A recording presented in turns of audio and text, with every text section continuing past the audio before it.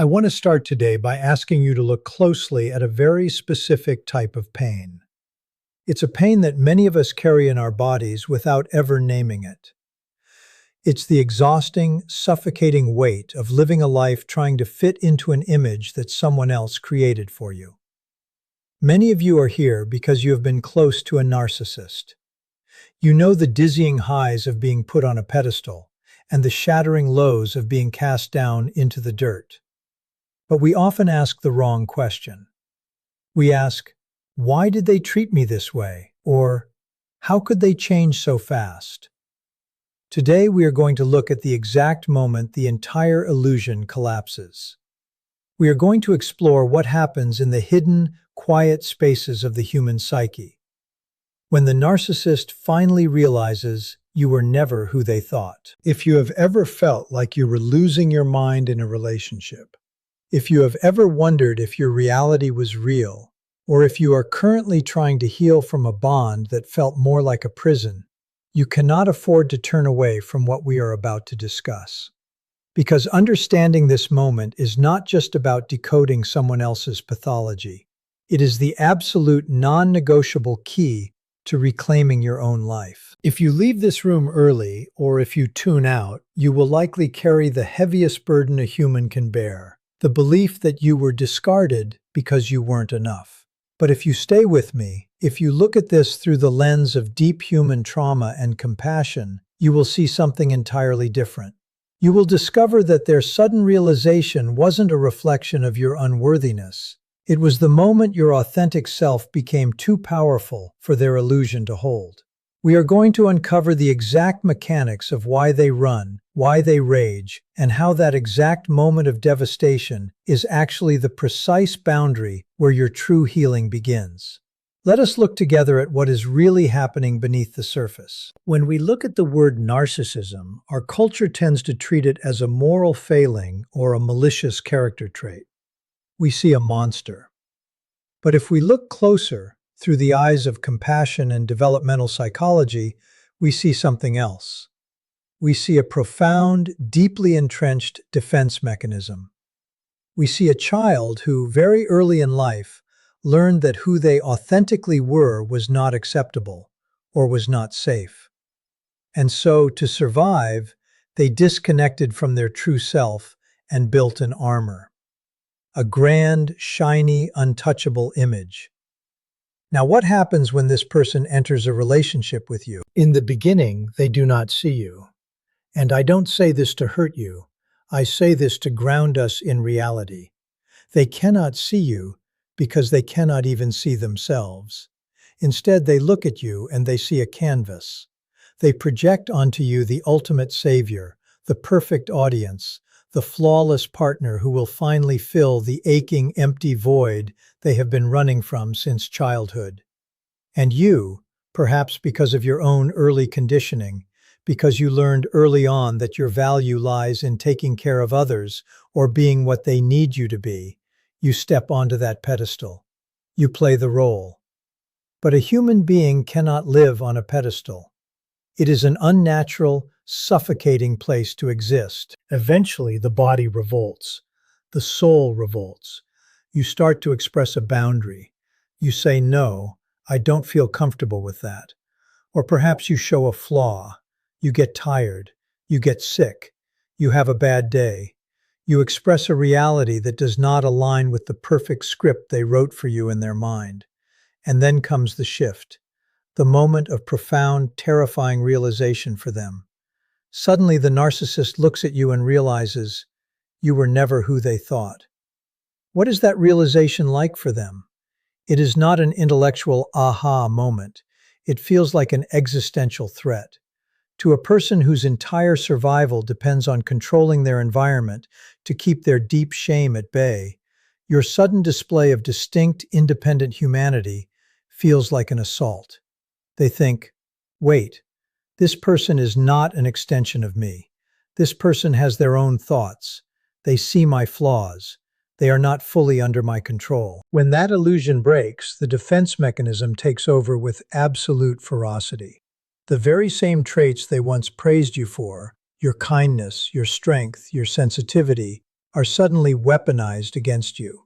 Your kindness is relabeled as weakness. Your strength is called defiance. Your sensitivity is mocked as craziness. This is the phase of rage, of gaslighting, of the cold, abrupt discard. And it is incredibly painful. It breaks your heart, and it scrambles your nervous system. You find yourself asking, what did I do wrong? How do I get back to who they thought I was?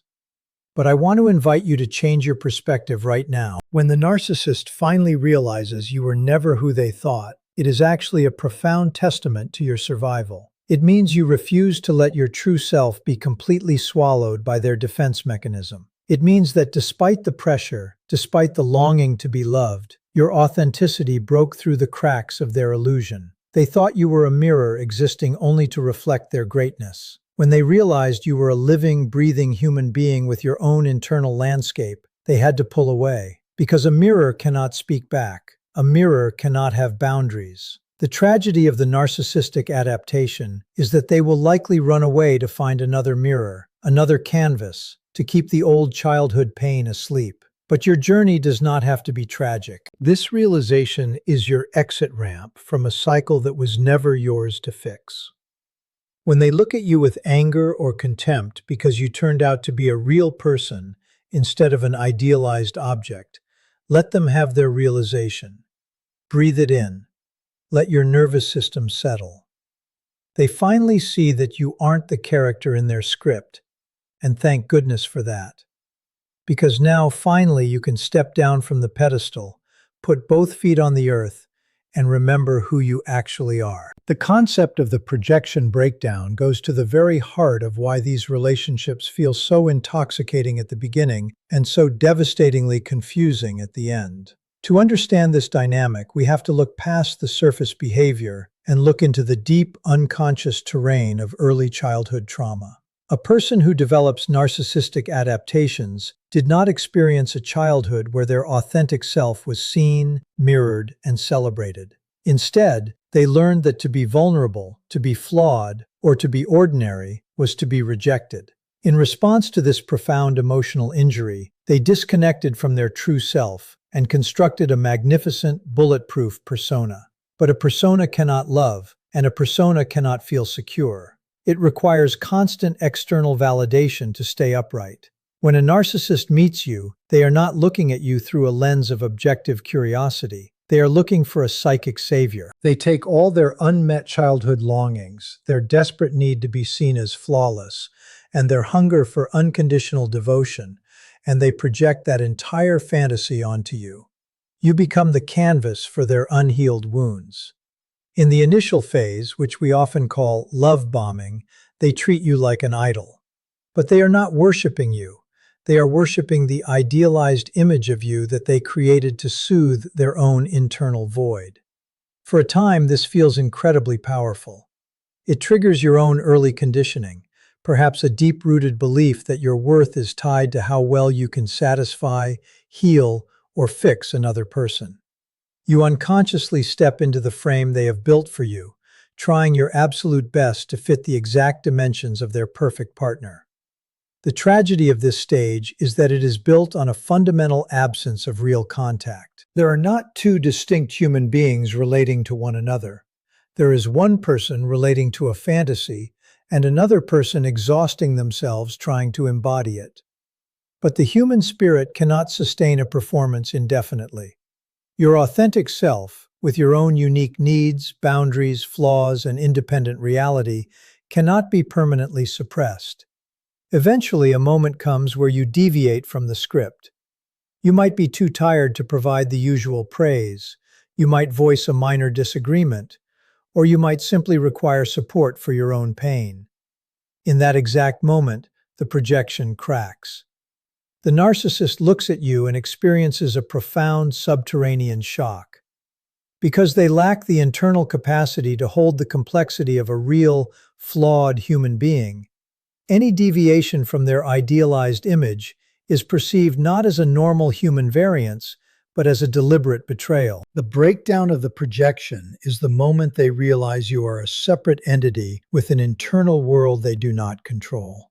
Suddenly, the illusion that you were the perfect answer to their childhood wound evaporates, exposing the raw, terrifying void they have been running from their entire life. Because facing that void is too painful, their defense mechanism immediately flips the script. The idealized savior is instantly transformed into a malicious persecutor. They do not see that their expectations were unrealistic. They believe you intentionally deceived them, that you pretended to be someone you weren't. The very traits that once drew them to you are now reframed as deep defects, as the entire relationship shifts from an idealized fantasy into a rigid defense against a perceived threat. To truly understand why the end of these relationships becomes so volatile, we have to look at the immense psychological terror that a loss of control inflicts on a narcissistic structure. In the realm of deep developmental trauma, control is never just a preference or a personality trait. It is a rigid, desperate survival strategy. When a child grows up in an environment where their emotional boundaries are repeatedly violated, where they are neglected, or where love is entirely conditional on performance, they internalize a terrifying lesson. The world is inherently unsafe, and people cannot be trusted to care for you. To cope with this absolute vulnerability, the developing mind forms a protective adaptation. It decides, unconsciously, that the only way to never be hurt, abandoned, or shamed again is to maintain absolute control over their environment and everyone in it. When this individual enters adulthood and forms a relationship with you, that need for control becomes the invisible framework of your entire interaction. They require you to think, feel, and react in highly predictable ways because your compliance is the anchor that keeps their fragile internal world from spinning out of orbit. For a long time, you might accommodate this, shifting your behavior, walking on eggshells, and dampening your own expressions to keep the peace. But the moment you begin to reclaim your autonomy, the moment you establish a firm boundary, choose to spend time with others, or simply stand rooted in a truth that contradicts their narrative, the entire equilibrium is shattered. To a healthy, securely attached individual, a partner's independence is a sign of a thriving relationship. But to a person operating from deep narcissistic injury, your independence is experienced as an existential threat. It triggers an immediate, catastrophic drop in their psychological security. They do not see your boundary as an act of self-care. Their nervous system interprets it as a total coup, a terrifying coup that signals a complete loss of control. When they can no longer dictate your emotional responses or predict your behavior, the carefully constructed walls keeping their deepest anxieties at bay begin to crumble. Beneath that need for control lies an agonizing pool of unconscious material, a profound fear of absolute abandonment, a haunting sense of worthlessness, and a core belief that if they are not in control, they will be utterly destroyed. Because these feelings are too overwhelming for their fragile ego to process, they cannot sit with the discomfort or self-reflect. Instead, the loss of control triggers an immediate defensive panic that manifests outwardly as intense rage, psychological punishment, or profound emotional coldness. They must desperately try to reassert dominance, not because they are inherently evil, but because their survival mechanism is screaming that without control, they will cease to exist. Your refusal to be managed forces them right up to the edge of their own internal void, making your autonomy the ultimate catalyst for their psychological collapse. When we observe the painful unraveling of this dynamic, it is tempting to view it through a highly simplified lens of a predator and a victim, or a completely bad person and a completely good person. But if we want to understand the true depth of human suffering and healing, we have to look past those rigid categories and examine the concept of trauma bonds and complementary wounds. A relationship like this does not happen by accident. It is a powerful, unconscious attraction between two distinct internal landscapes that happen to fit together like a lock and a key. Both participants are operating from deep, unhealed childhood wounds, but they have developed opposite strategies to cope with the exact same pain of emotional disconnection. The person with narcissistic adaptations copes by demanding absolute control, grandiosity, and external validation to keep their deep sense of shame at bay. They need someone who will submerge their own identity to keep the focus entirely on them. On the other side of this equation is often an individual who learned very early in life that the only way to receive love, attention, or safety was to suppress their own needs and become hyper-attuned to the emotional states of others. If you grew up in a home where you had to walk on eggshells, fix the family problems, or earn love through flawless performance, your nervous system became wired to equate love with self-sacrifice. You internalized a core belief that your worth is entirely dependent on how much comfort and validation you can provide to someone else. When these two individuals meet, the mutual attraction is immediate and incredibly intense because their coping mechanisms perfectly complement one another. The narcissist's insatiable hunger for attention meets your deeply ingrained habit of overgiving, creating a powerful, intoxicating illusion of destiny. For a long time, the relationship functions as a beautifully tragic dance of codependency, where one person takes and the other person gives, both feeling a false sense of security that their childhood voids are finally being filled. This is the origin of the trauma bond, a deep chemical and psychological attachment that is forged not in the light of true intimacy, but in the heat of shared, unconscious survival strategies. It is a bond reinforced by intermittent reinforcement, where brief moments of warmth and validation are mixed with periods of emotional withdrawal and criticism, keeping your nervous system in a constant state of hypervigilance and addiction to the relationship's survival. The real crisis occurs when you begin to heal, or when the sheer exhaustion of carrying the relationship forces you to stop overfunctioning. The moment you stop managing their emotions, the moment you refuse to absorb their projected shame, the complementary nature of the wounds completely disintegrates. The lock no longer fits the key.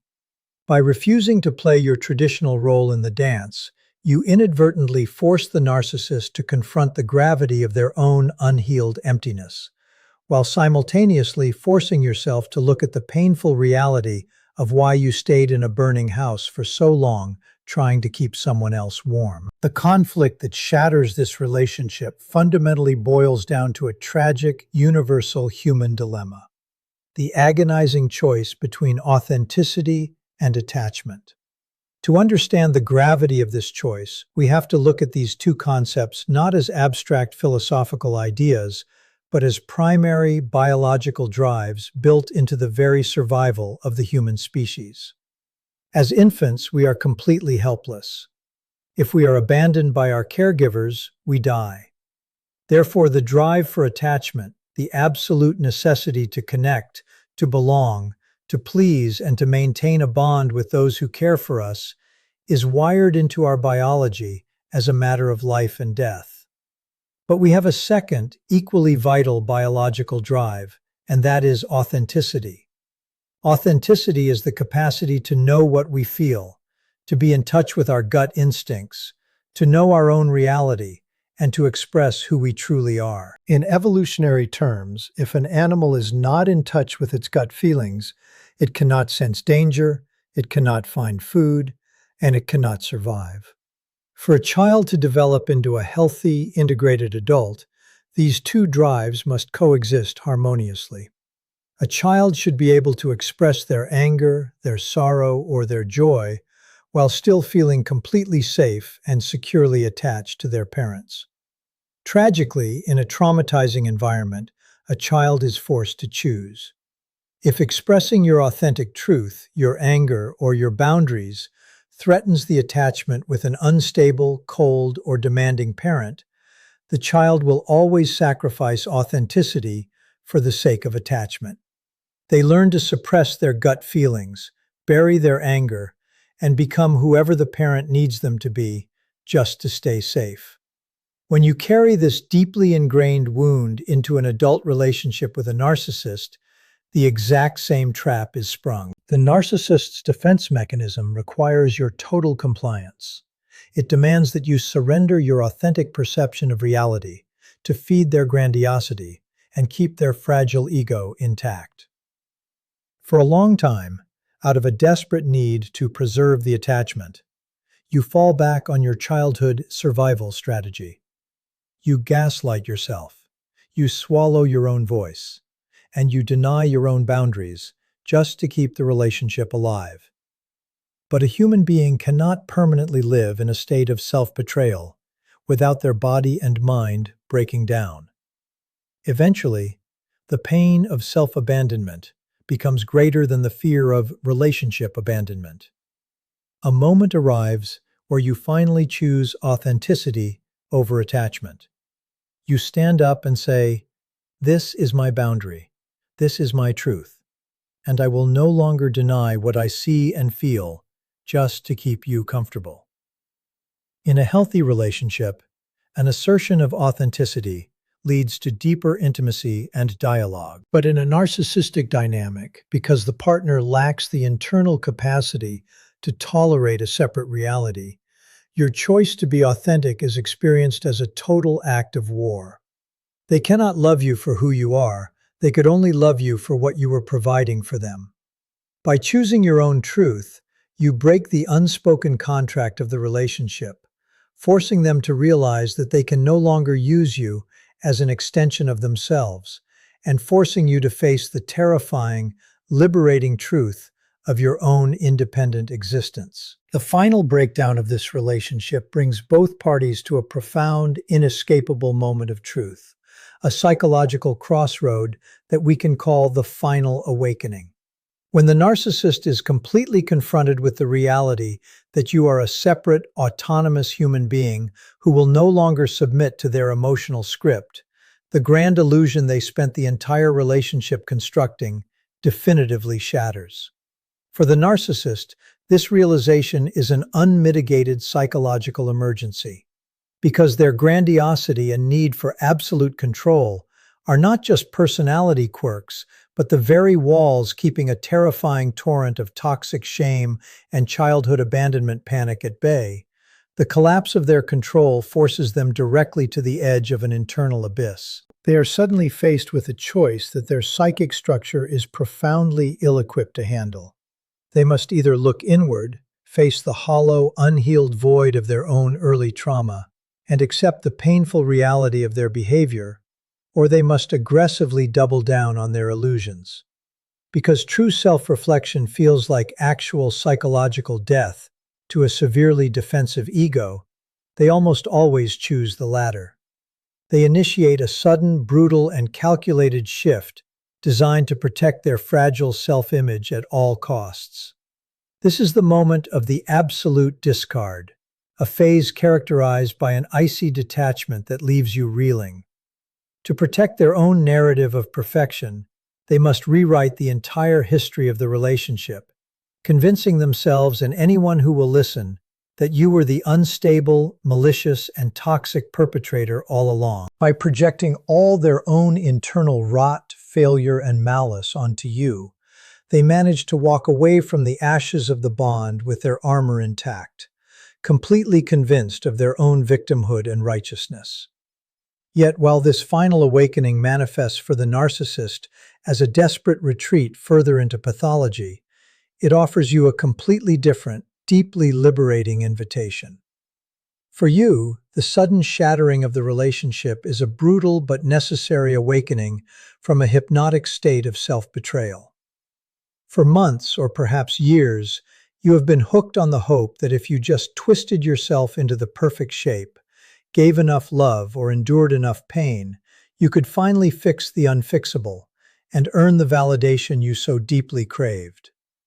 The absolute coldness of their exit forces you to confront the ultimate truth that no amount of human empathy can heal a person who refuses to acknowledge their own wound. It strips away the last lingering illusions of the trauma bond, dumping you unceremoniously back into your own skin. This moment of profound devastation is, paradoxically, the exact place where your authentic life begins anew. As the narcissist runs away to find a new canvas for their projections, the heavy fog of gaslighting begins to clear from your mind, leaving you alone with the most important person you abandoned along the way, yourself. You are left to realize that their inability to see you was never a reflection of your worth, but a boundary of their own capacity. The final awakening is the painful, beautiful realization that you are finally free to stop fighting for a seat at a table that was starving your soul, allowing you to plant your feet firmly on the earth and begin the sacred, slow work of healing your own complementary wounds.